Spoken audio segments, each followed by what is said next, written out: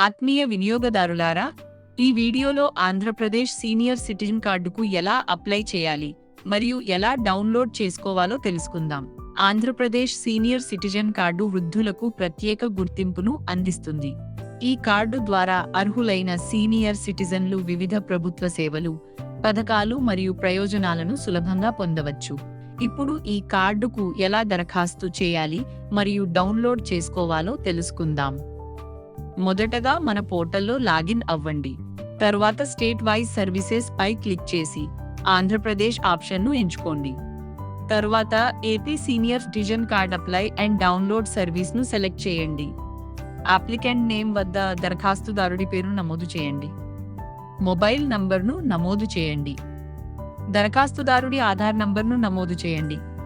దరఖాస్తుదారుడి పుట్టిన తేదీని నమోదు చేయండి.